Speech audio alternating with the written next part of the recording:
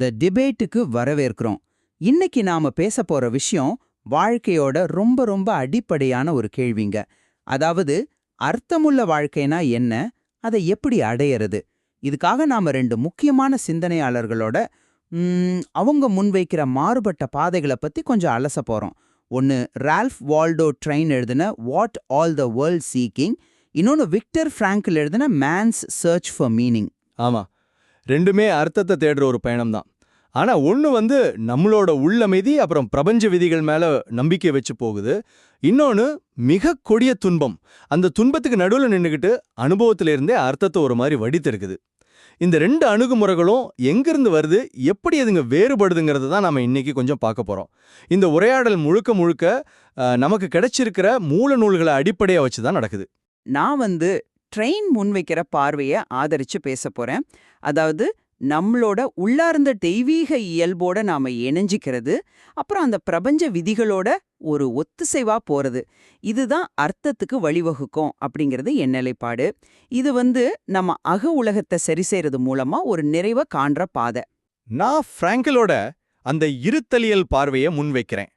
அதாவது எவ்வளவு மோசமான சூழ்நிலையா இருந்தாலும் சரி, அந்த துன்பத்தை நாம எப்படி எதிர்கொள்றோம், நம்ம மனப்பான்மை, நம்ம செயல்கள், இதுல தான் வாழ்க்கையோட அர்த்தம் கண்டுபிடிக்கப்படுது அப்படிங்கிறது. இது அனுபவத்தோட நெருப்புல சோதிக்கப்படுற ஒரு உண்மை மாதிரி. ட்ரெயின் சொல்ற மாதிரி நமக்குள்ளே இருக்கிற அந்த ஆன்மீக ஒளியிலையா, இல்ல பிராங்கல் சொல்ற மாதிரி நாம சந்திக்கிற இந்த உலகத்தோட சவால்கள்ல, ஏன் துன்பத்துல கூடவா? இந்த ரெண்டு வேற வேற பாதைகளோட தத்துவ அடிப்படைகள் என்னவா இருக்கும்? சரி, ஏன் நிலைப்பாட்டை முதல்ல கொஞ்சம் விளக்குறேன். ட்ரெயினோட இந்த புத்தகம் what all the world's R seeking பார்த்தீங்கன்னா, இது 19ஆம் நூற்றாண்டு கடைசியில ரொம்ப பிரபலமான புதிய சிந்தனை இயக்கம், அதாவது நியூ தாட் மூமெண்ட்டோட சாரத்தை அப்படியே காட்டுது. இதோட அடிப்படை நம்பிக்கை என்னன்னா, நாம ஒவ்வொருத்தரும் இந்த பிரபஞ்சத்தோட ஒரு பகுதி தான். ஒரு தெய்வீக ஆற்றலோட நாம இயல்பாவே இணைஞ்சுதான் இருக்கோம்.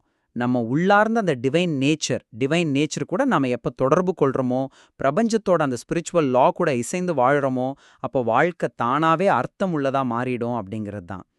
ட்ரெயினுக்கு எண்ணம் தான் சக்தி. அதாவது அன்பு, கருணை, பாசிட்டிவ் எண்ணங்கள், இதையெல்லாம் நாம வளர்த்துக்கும் போது அதுக்கேத்த மாதிரி நல்ல சூழல்களையும் அர்த்தத்தையும் நாமளே ஈர்க்கிறோம்.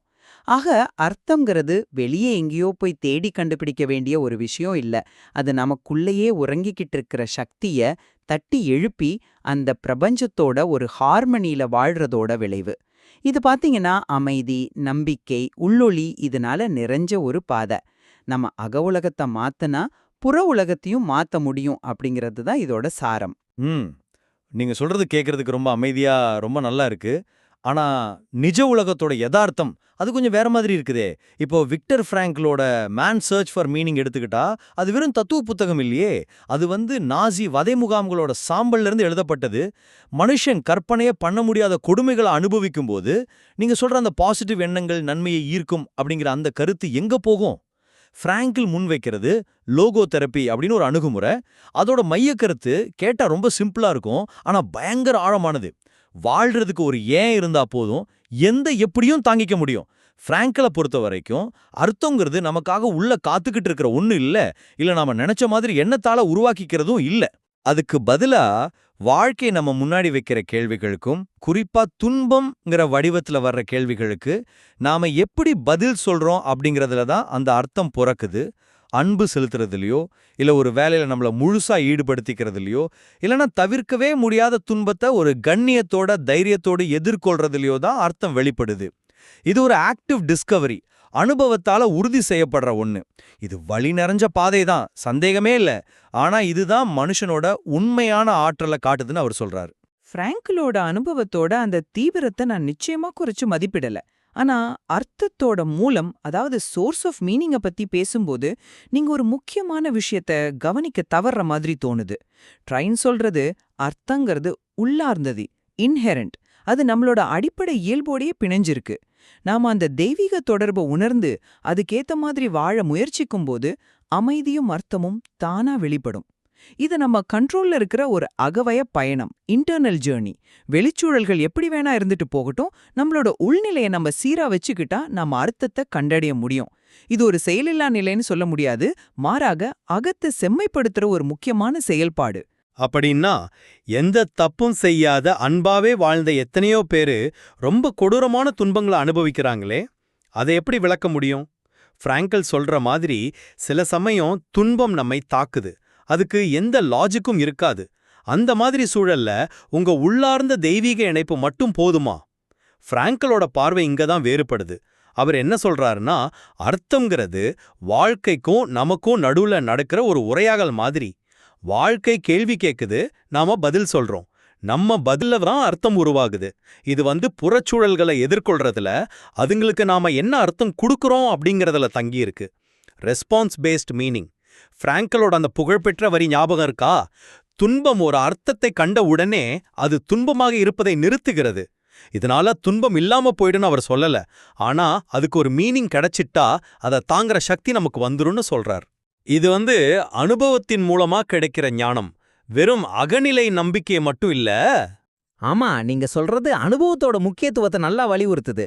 ஆனா இதோட தத்துவ அடிப்படை என்னன்னு பார்த்தா, ட்ரெயினோட பார்வை ரொம்ப தெளிவா கருத்தியல்வாதத்தை, அதாவது ஐடியலிசம சார்ந்தது.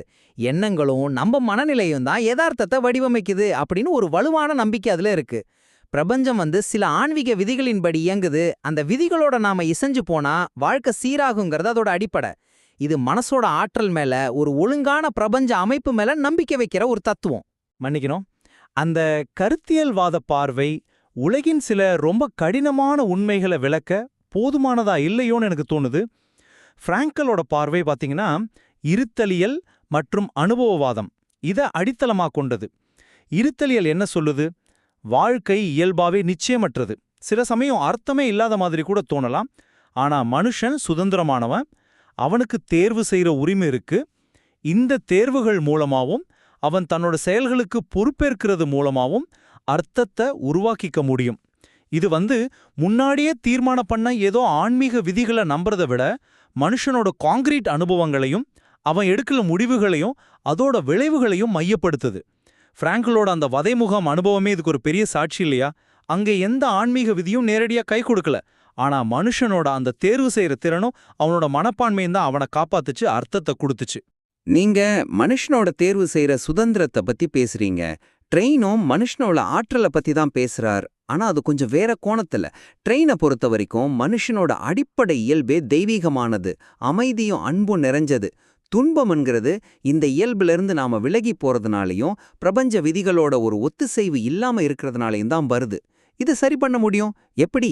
நேர்மறை எண்ணங்கள், அன்பு செலுத்துறது, தியானம், இந்த மாதிரி ஆன்மீக பயிற்சிகள் மூலமா நம்மள நாமளே மறுபடியும் அந்த தெய்வீக இயல்போட இணைச்சுக்க முடியும். அப்போ துன்பம் தானா விலகும், இல்லனா அதோட தாக்கம் குறையும். இது துன்பத்தை எதிர்த்து போராடுறதை விட அதை கடந்து போறதுக்கான ஒரு வழி. இது மனுஷனோட உள்ளார்ந்த நன்மை மேல நம்பிக்கை வைக்கிற ஒரு பார்வை. அந்த உள்ளார்ந்த நன்மையும் தெய்வீக இயல்பும் முகாங்களோட கொடூரங்களுக்கு முன்னாடி நிக்க முடியுமாங்கிறது தான் கேள்வி. பிராங்கல் மனுஷனை அப்படி ஒரு இலட்சிய பிம்பமா பார்க்கலையே.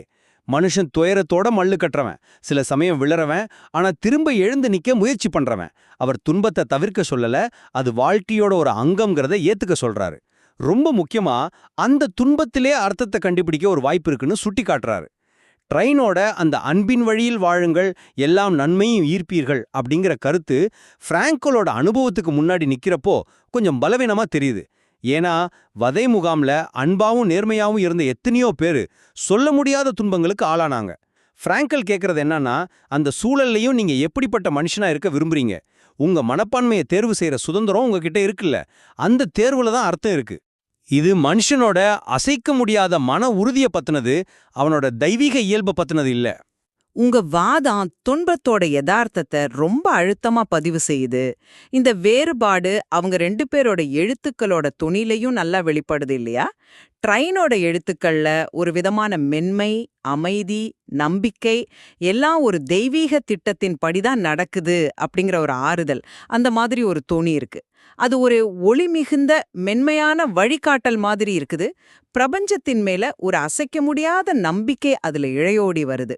உண்மைதான். அதுக்கு அப்படியே நேர்மாறா பிராங்கலோட எழுத்துக்கள்ல வலி, ரத்தம், வியர்வை, இழப்பு இதோட நெடி இருக்கு. அது கொடூரமான யதார்த்தத்தோட பதிவு. ஆனா அந்த இருத்துக்குள்ள இருந்து தான் மனுஷனோட அடக்கவே முடியாத அந்த உயிர் வாழும் இச்சையும் அர்த்தத்துக்கான தேடலும் வெளிப்படுது. அது மென்மையான ஒளி இல்ல, அது இருட்ட கிழிச்சுக்கிட்டு வர்ற ஒரு பிடிவாதமான நம்பிக்கை. பிராங்கலோட துணி துன்பத்தோட நடுவுலையும் மனுஷனோட மாண்பை காப்பாத்த முடியுங்கிற ஒரு திடமான உறுதியை கொடுக்குது. அது லேசானதில்ல, ஆனா ரொம்ப சக்தி வாய்ந்தது. இந்த விவாதத்தோட கடைசியில நான் மறுபடியும் வலியுறுத்துறது இதுதான். ட்ரெயினோட பாதைங்கிறது அக அமைதியை தேடி போற பாதை.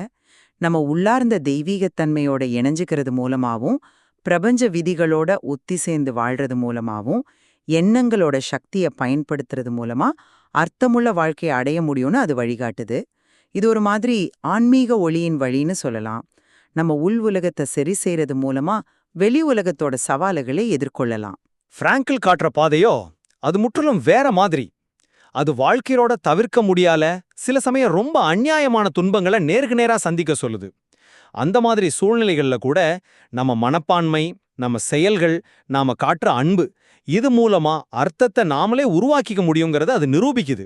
இது துயரத்தின் ஊடாக அர்த்தத்தை கண்டடையும் வழி. அர்த்தங்கிறது சூழ்நிலைகளால தீர்மானிக்கப்படுறதில்ல, நம்ம பதில்களால உருவாக்கப்படுறது.